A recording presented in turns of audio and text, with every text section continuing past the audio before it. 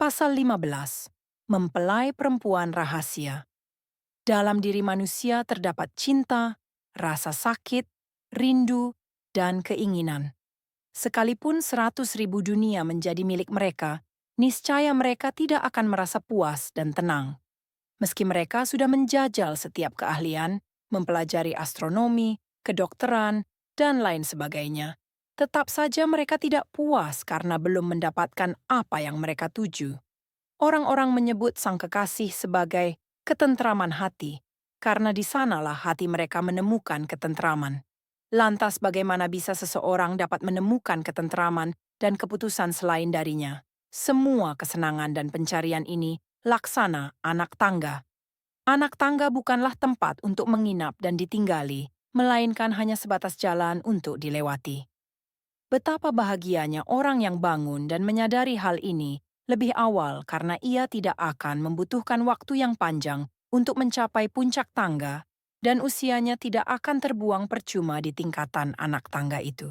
Seseorang bertanya, "Tentara Mongol telah merampas harta kami secara paksa, tapi dari waktu ke waktu mereka mengembalikan harta itu kepada kami.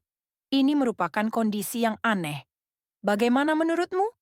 Maulana Rumi menjawab, "Semua yang sudah direbut paksa oleh tentara Mongol telah masuk ke dalam genggaman dan gudang-gudang Allah. Contohnya, kamu mengisi sebuah kendi dengan air laut, kemudian kamu pergi. Selama air itu masih berada di dalam kendi, ia akan tetap menjadi milikmu dan tidak ada seorang pun yang berhak menggunakannya. Jika ada orang yang mengambil air itu dari kendi tanpa seizinmu, berarti ia adalah seorang pencuri.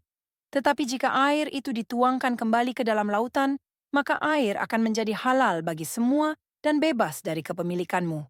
Dengan demikian, maka harta kita menjadi haram bagi mereka, dan harta mereka halal bagi kita." Tidak ada sistem kependetaan dalam Islam. Jemaah adalah rahmat Rasulullah Shallallahu Alaihi Wasallam.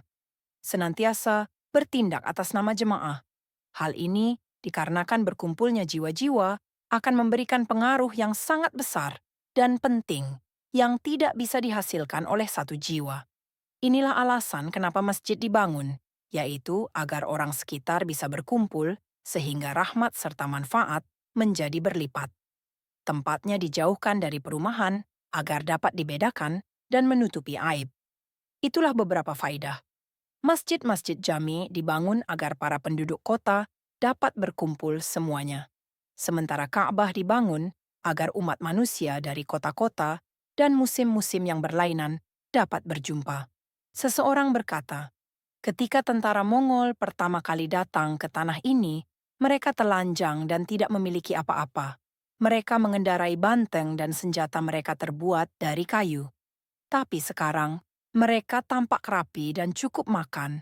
Mereka juga memiliki kuda-kuda Arab yang cantik dan peralatan perang yang modern.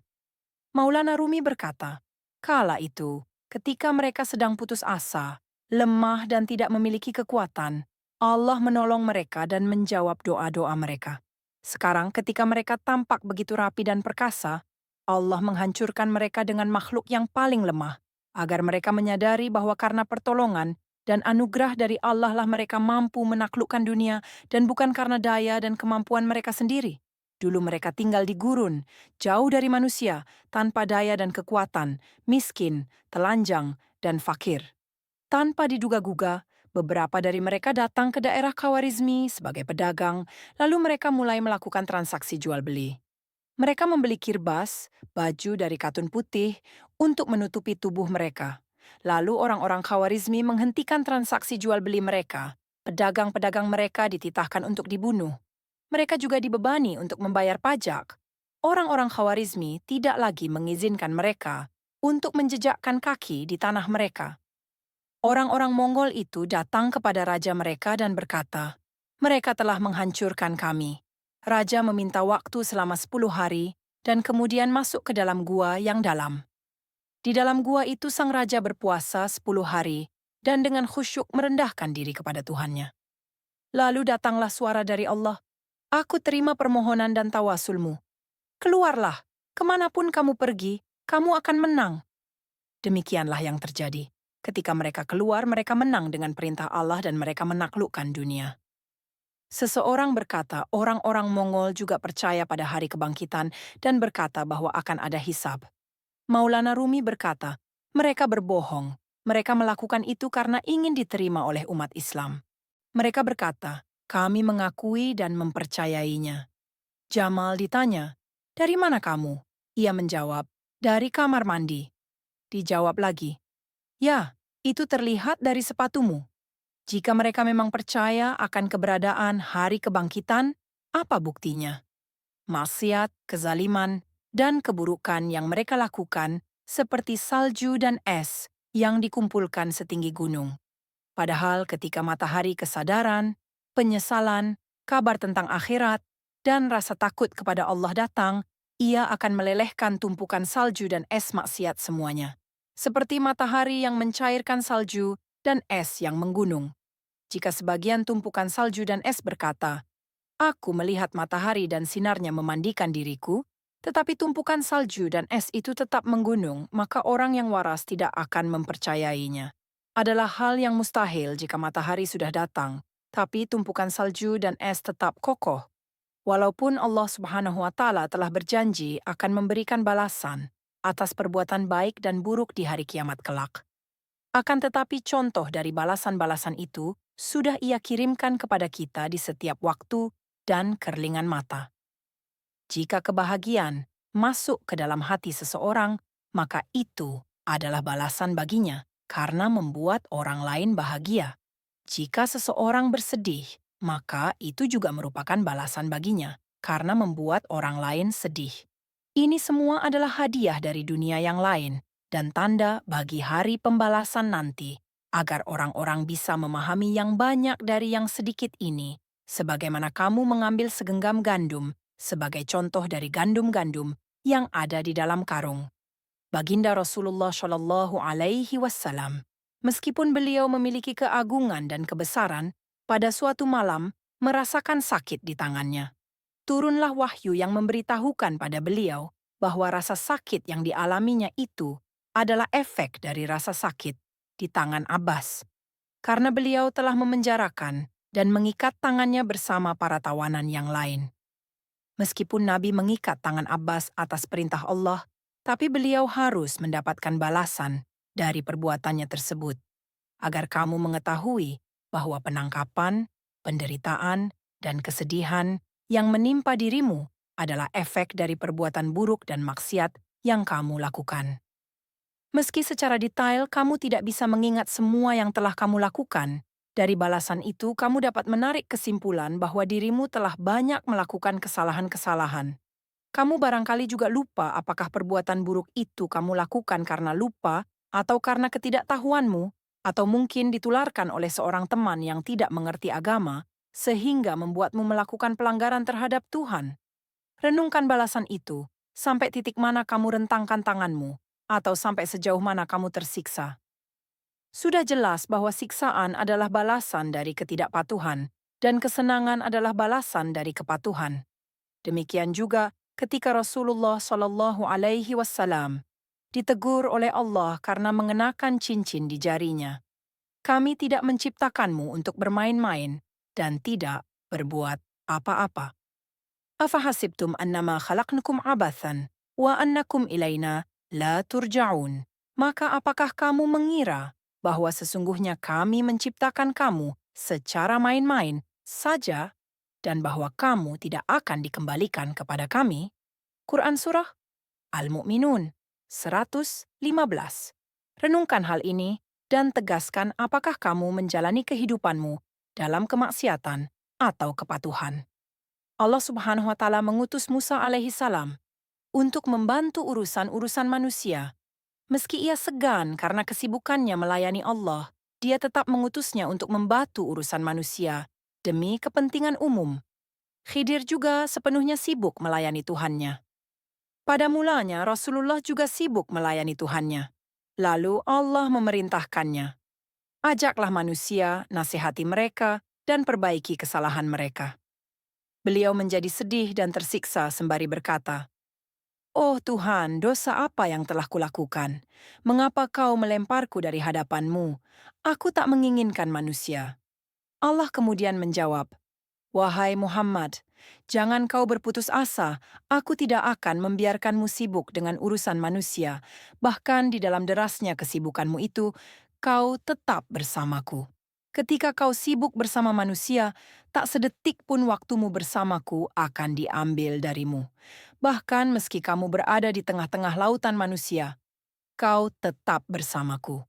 Seseorang bertanya, apakah hukum-hukum azali yang telah ditakdirkan oleh Allah Subhanahu wa taala akan berubah?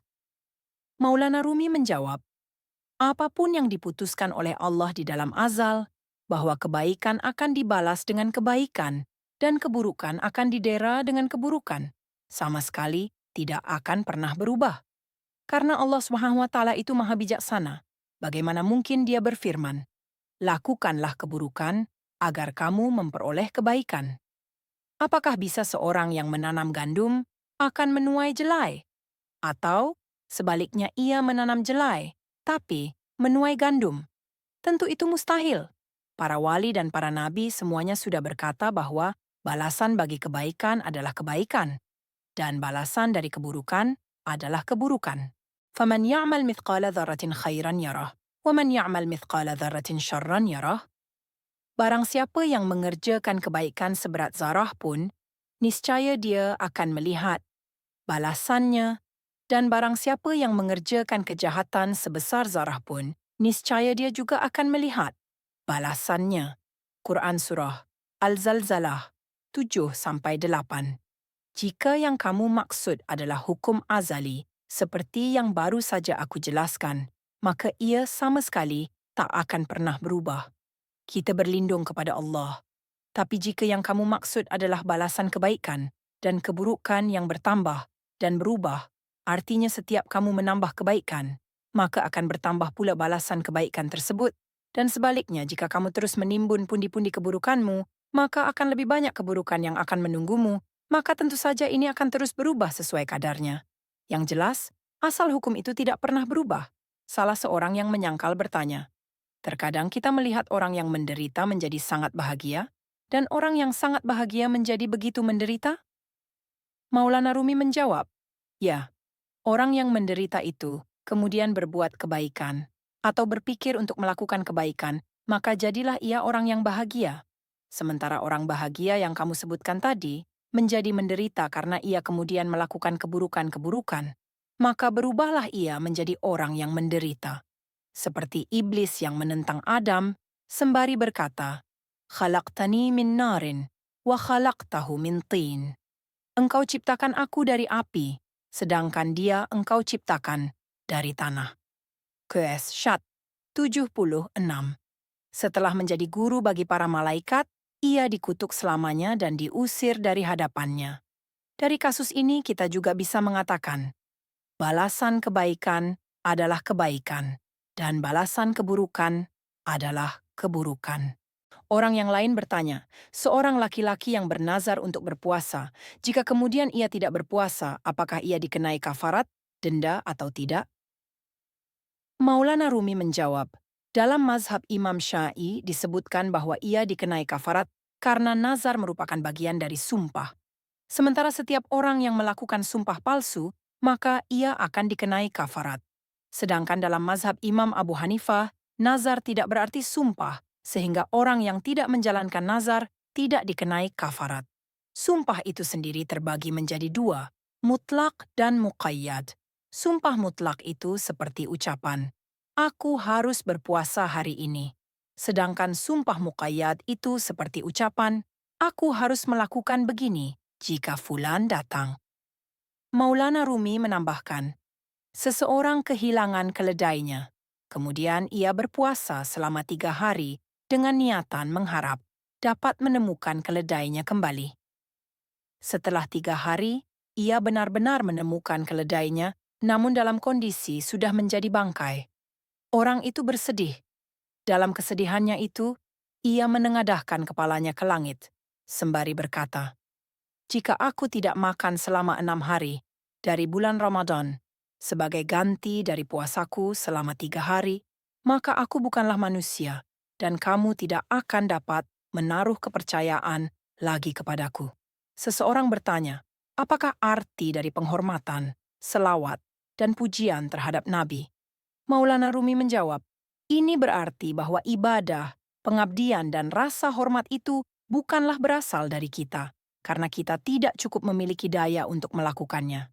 Pada hakikatnya penghormatan, selawat, dan pujian terhadap Nabi itu semuanya adalah untuk Allah dan bukan untuk kita. Semuanya dari Allah dan semuanya adalah milik Allah.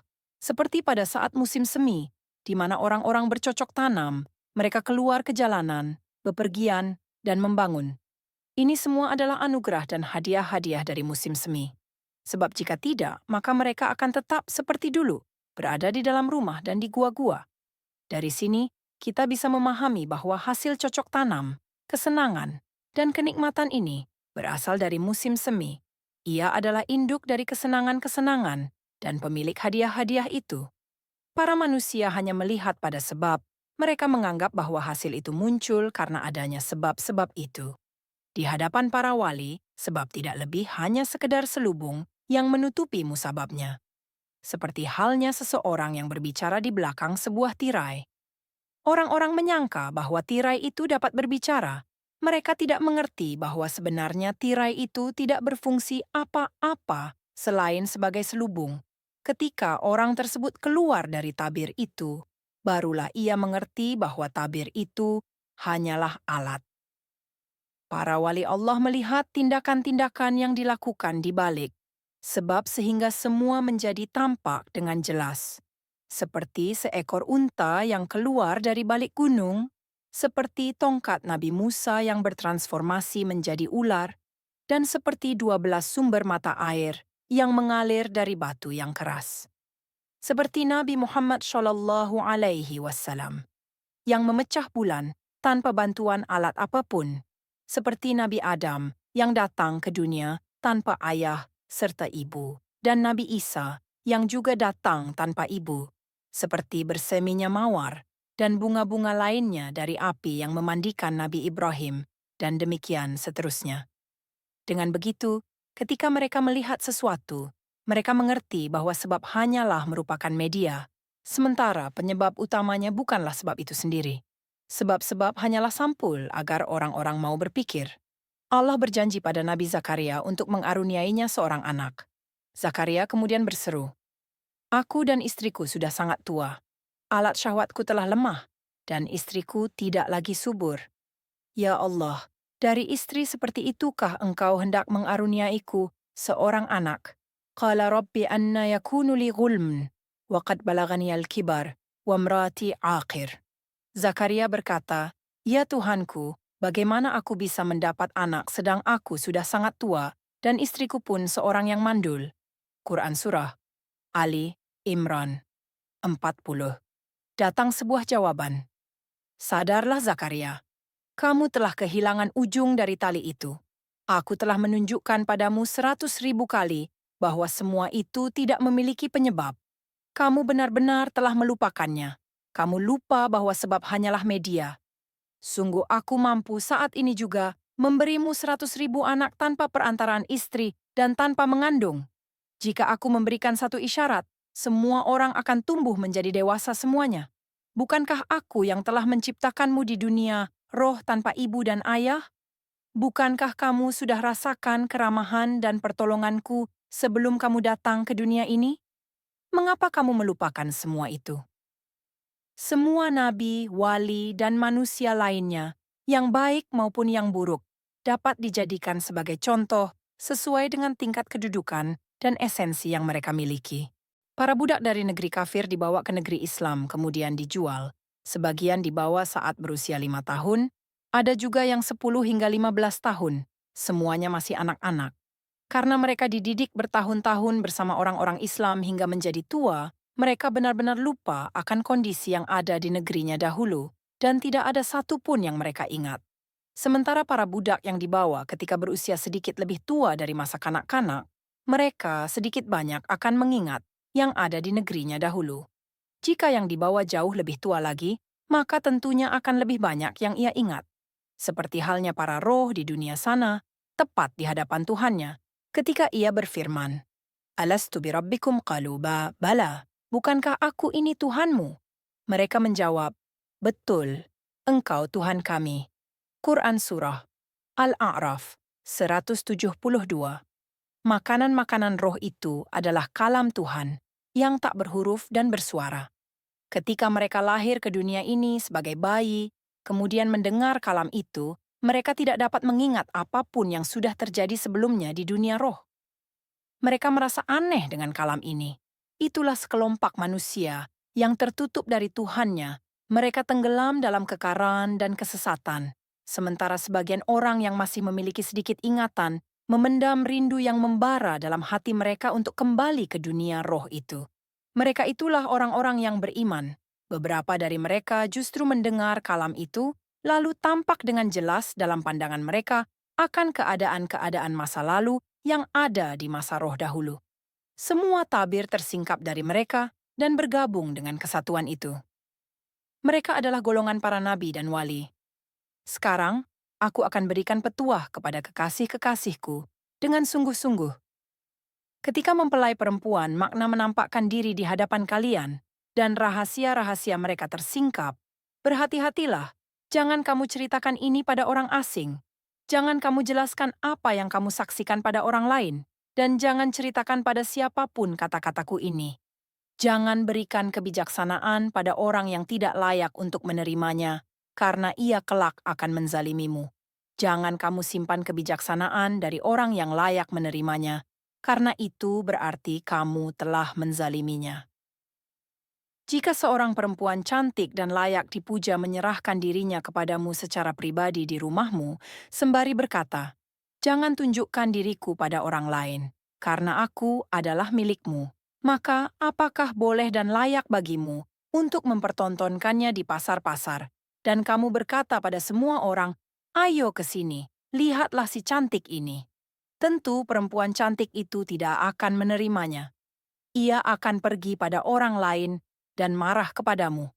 Allah telah menjadikan kata-kata ini haram bagi sebagian orang.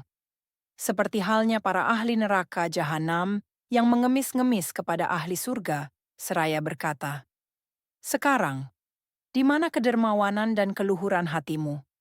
Sulitkah bagimu jika kamu alirkan sedikit saja kepada kami anugerah dan hadiah-hadiah yang sudah diberikan oleh Allah Subhanahu wa Ta'ala sebagai bentuk sedekah dan perbuatan baik? Dalam cangkir kedermawanan terdapat porsi untuk bumi." 2:1. Kalimat ini berasal dari ucapan Nabi Isa alaihissalam.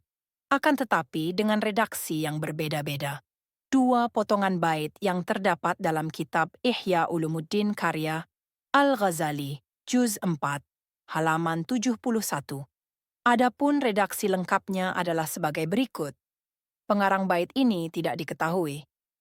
Kami meneguk minuman yang baik milik orang baik. Ternyata beginilah manisnya minuman orang-orang baik.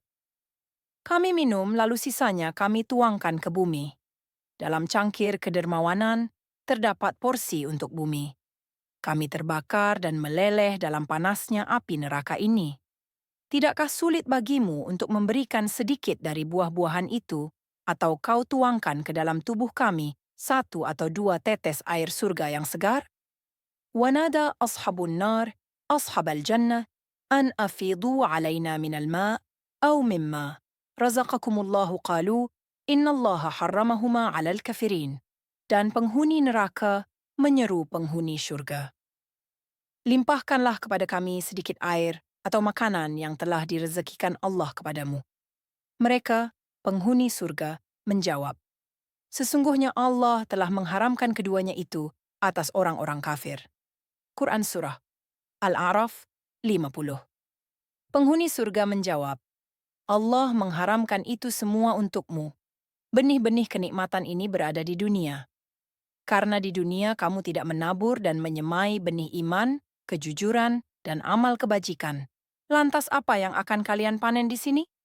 Bahkan sekalipun kami berikan sedikit kenikmatan ini sebagai bentuk kedermawanan kami pada kerongkonganmu yang terbakar, niscaya tak sedikit pun dari nikmat ini yang akan sampai di perutmu, sebab Allah telah mengharamkannya pada kalian. Meski nikmat itu kamu letakkan ke dalam karung-karung besar, karung itu akan sobek dan nikmat itu akan jatuh darinya. Sekelompok orang munafik datang kepada Nabi Muhammad SAW. Mereka menceritakan rahasia-rahasia dan melayangkan pujian kepada beliau. Nabi Muhammad berkata kepada para sahabatnya dengan menggunakan simbol, "Khamarkanlah wadah-wadah kalian." Maksudnya karena ada barang-barang kotor dan beracun, celoteh orang-orang munafik, maka tutuplah erat-erat mangkuk, cangkir, periuk, ceret, dan kendi kalian, agar ia tidak terjatuh ke dalam wadah-wadah kalian, yang kemudian tanpa diketahui kalian meminumnya dan lantas teracuni.